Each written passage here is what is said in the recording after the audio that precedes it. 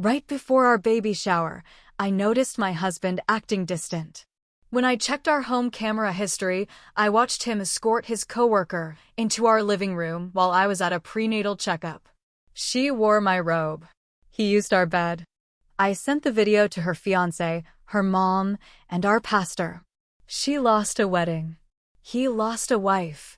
I still had the baby shower, just with one less name on the cake. We'd been married for almost 3 years when everything started to fall apart, and I didn't even know it. Not yet, anyway. My name's Jenna. I'm from a small town outside Fort Wayne, Indiana. I was 30, pregnant with our first baby, and planning a shower with pink streamers and finger sandwiches like any excited soon-to-be mom. I thought Dean, my husband, was excited too. We met through a friend. I was working in the library system. He was in IT at the hospital. He seemed quiet, safe. The kind of guy who didn't party, didn't chase drama. The kind of man who always offered to carry groceries or check your tires. I thought I'd hit the jackpot. When I found out I was pregnant, Dean cried. He held my hand and said, "We're really doing this, huh?" We picked baby names, painted the nursery soft gray with tiny clouds on the wall, and ordered the crib online together. He even built it one Saturday while I sat with my swollen ankles propped up, drinking lemonade. Everything seemed good. At least, it used to. About a month before the baby shower, I started noticing little changes. He came home late from work a few times. Said he had system crashes or meetings that ran over. He wasn't cruel, just distant. Stopped rubbing my back. Stopped talking to the baby at night like he used to. I asked if everything was okay. He always said he was just tired. I told myself it was stress. First baby. First big life change. Maybe he was scared. Maybe he was overwhelmed. I didn't want to jump to conclusions.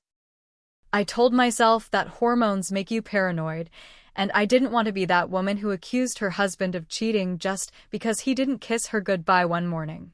But I should have listened to my gut. It happened on a Thursday. I had a prenatal checkup that morning.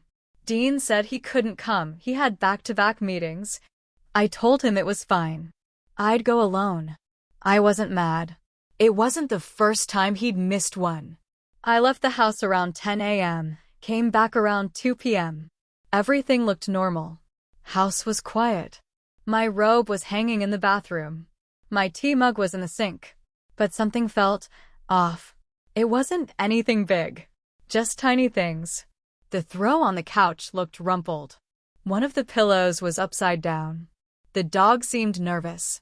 I thought maybe I was imagining things until I reached for my mug and noticed a lipstick stain on the rim. I hadn't worn lipstick in weeks. I felt cold all of a sudden. My brain started turning in circles. I wasn't sure if I was overreacting or just finally seeing things clearly. And then I remembered the cameras. We'd had a break-in on our street the year before and put up a few cameras. Nothing fancy. One in the living room, one pointed at the front door, and one in the hallway. Dean set them up. He said it was for safety. I rarely checked them unless we were expecting a package. That night, after Dean fell asleep, I opened the app.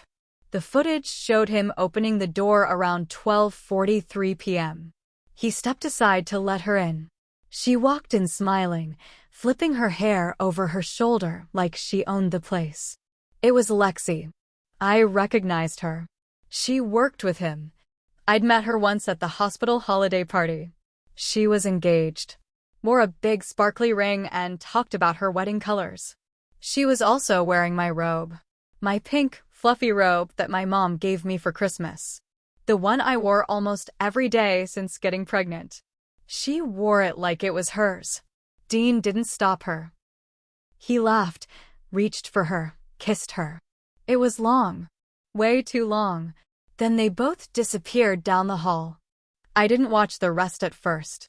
I just sat there staring at the screen, shaking. My stomach turned so hard I thought I might throw up. My baby kicked inside me and I started crying. Big, ugly sobs I didn't even recognize coming out of me. I watched them go into our room. I saw the door close. I saw time pass. I saw them come back out, her hair messed up, his shirt untucked. They kissed again. He walked her to the door like nothing had happened.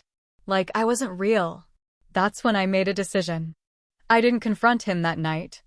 I didn't scream. I didn't hit him or throw anything. I played it calm. I made copies of the footage, backed up to the cloud, and saved to a USB. I took screenshots. I started a list of everything: dates, times, what she wore, how long she stayed. I became obsessed with the details. The robe, the mug, the way he looked at her. I kept quiet because I wasn't just hurt, I was planning. The baby shower was Saturday. I didn't cancel.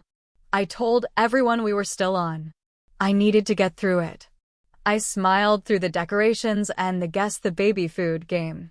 I hugged my friends, took pictures with family, sat in front of a cake that said, "Welcome, baby girl," like my world wasn't falling apart. Then I stood up. Everyone was gathered around the cake table. I thanked them for coming, said a few sweet things, and then I pulled out my phone. I know baby showers are supposed to be all about love and new beginnings, I said, my voice shaking, but sometimes you have to clean house before you bring a baby into it. I pressed play. The video started. Gasps. One woman dropped her fork. My cousin covered her mouth. Lexi's aunt, yes, her actual aunt, was in the room. She screamed. I had already sent the full footage to Lexi's fiancé, along with a message.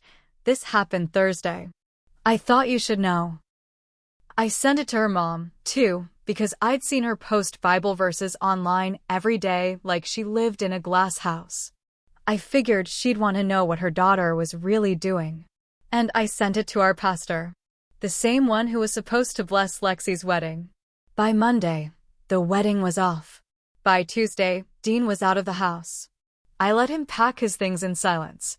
I stood in the nursery while he walked past with garbage bags full of clothes. He tried to talk. Said it was a mistake. Said he was scared. Said he didn't mean it. I didn't say a word. I just handed him the ring. He took it. He left. I stayed. I kept the house. I kept the baby. I kept my peace. But I never forgot. And I'm not done yet. After Dean left, the silence in the house was different. Not peaceful. Just empty. The baby was due in a few weeks, and I kept busy getting everything ready. Folded clothes. Set up bottles. I had everything down to a checklist, because if I stopped moving, I'd start thinking. And thinking always led back to that video. I thought that would be the end of it. Expose them. Cut ties. Move on. But people talk in small towns. And secrets don't stay buried long. Lexi didn't just lose her wedding, she lost her job.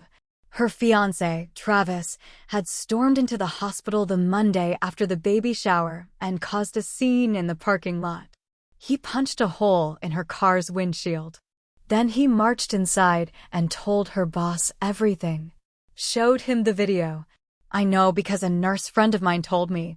Dean wasn't fired, but he got suspended for a week. HR opened an ethics review. They didn't know I still had access to the camera account. He hadn't changed the password.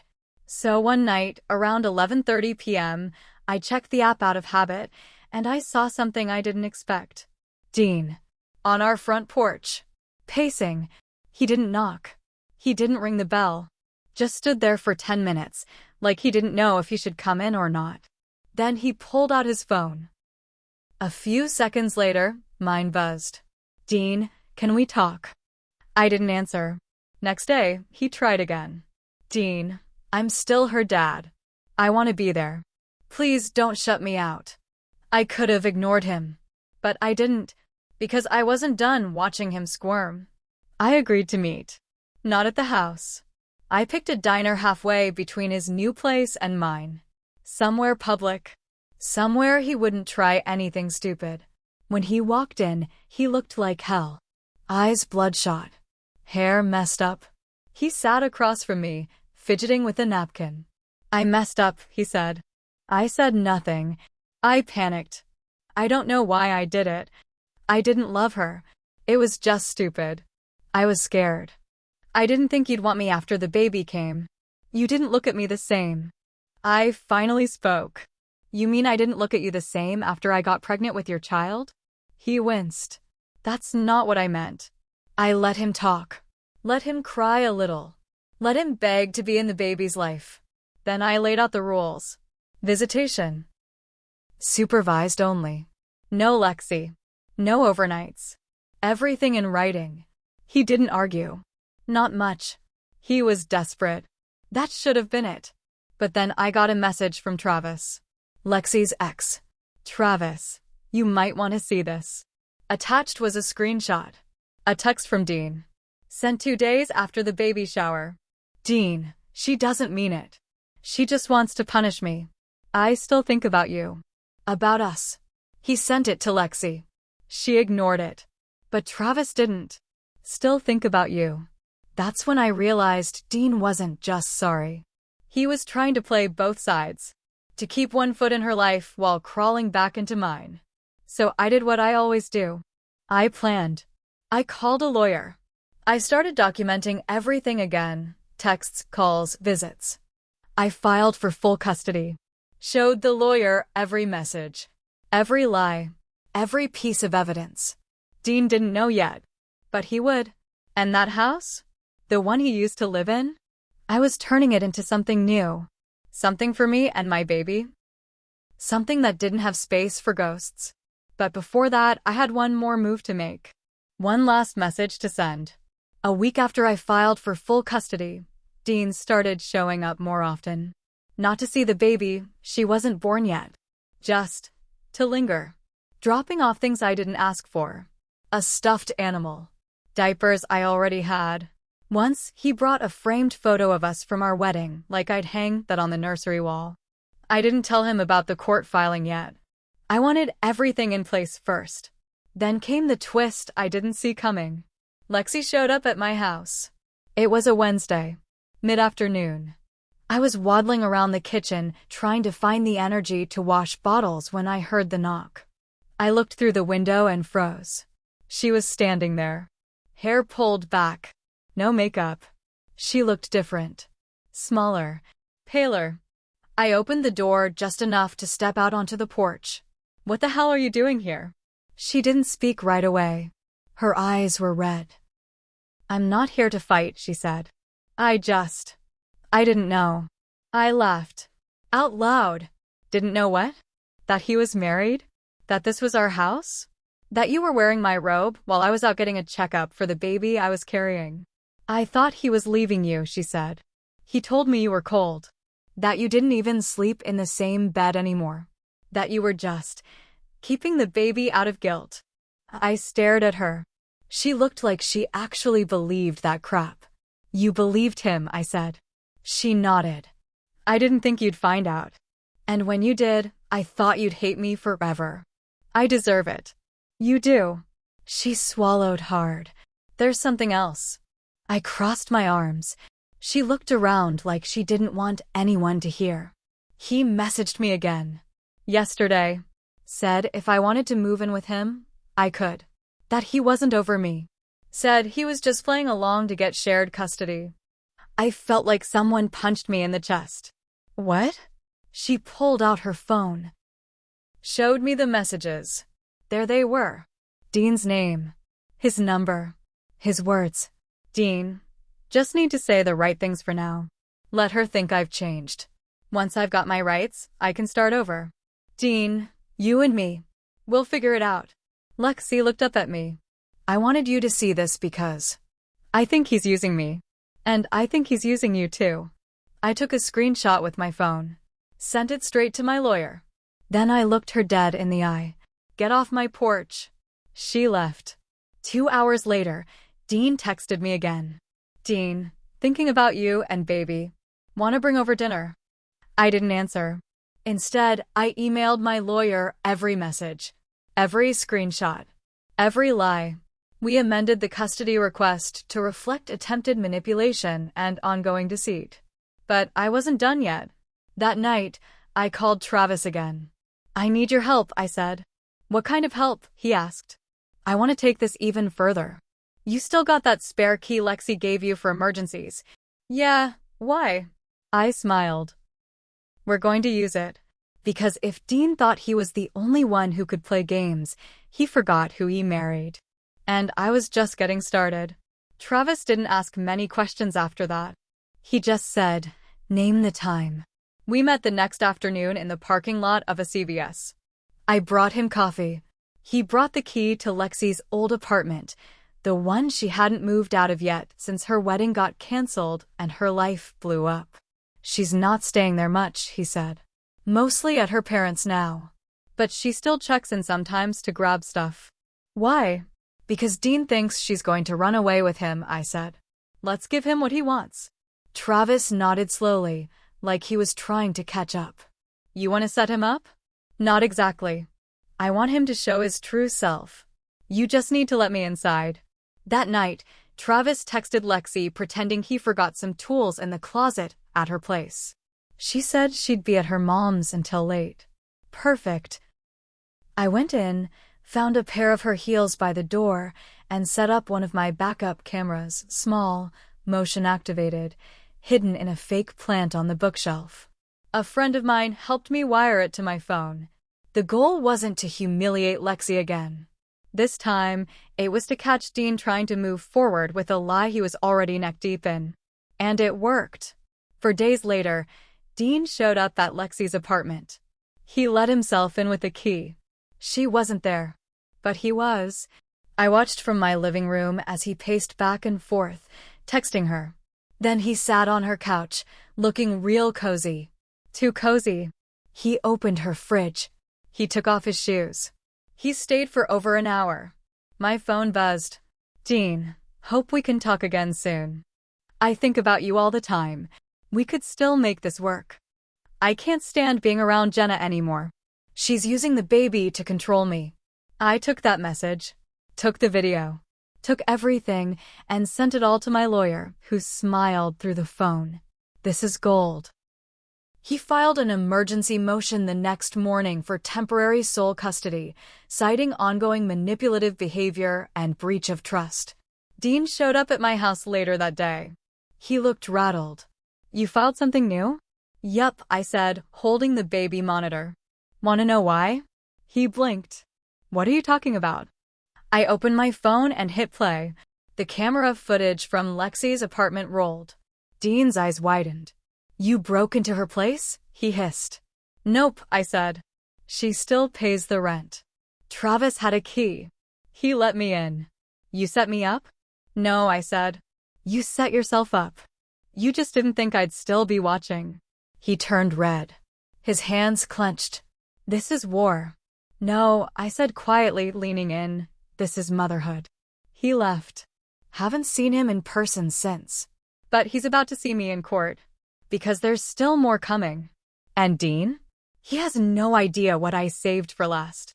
The court hearing was set for 3 weeks later. By then, I had everything ready. The screenshots. The camera footage. The texts. Every lie he told. Every time he tried to play both sides. All in a thick folder with his name on the front. I had given birth in the middle of it all alone. My mom was in the room. Dean tried to show up. The nurse didn't let him in. I told the hospital in advance. No visitors without my permission.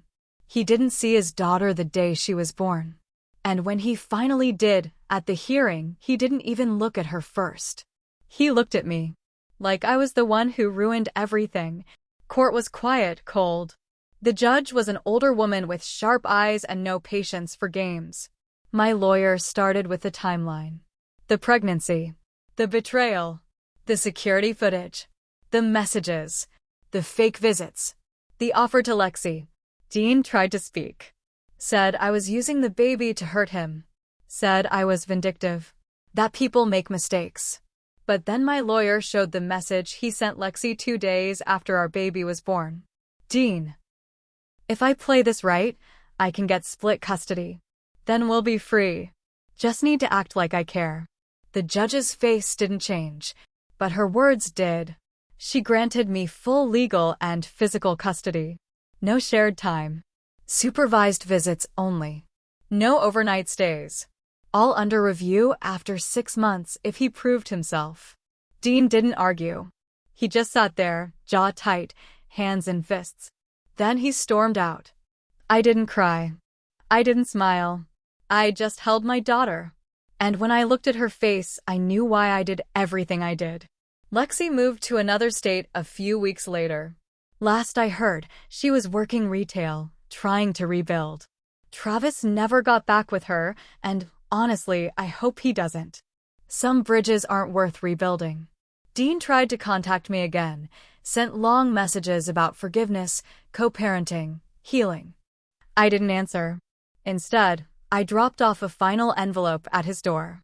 Inside was a USB drive with all the footage again, every message, every photo. On top, a note. So you never forget who you really are. The robe? I burned it in a backyard fire. The bed? I chopped it up and used the wood for a nursery shelf. The name on the cake? I had it refrosted, just mine and my daughter's. Because he didn't just lose a wife. He lost the one thing he thought he'd always control. Me. And I don't belong to him anymore. I belong to myself. And to the little girl I'll teach to never ignore her gut, never make excuses for love, and never let a man with soft lies and weak hands hold her future. Not like I did. Not ever again.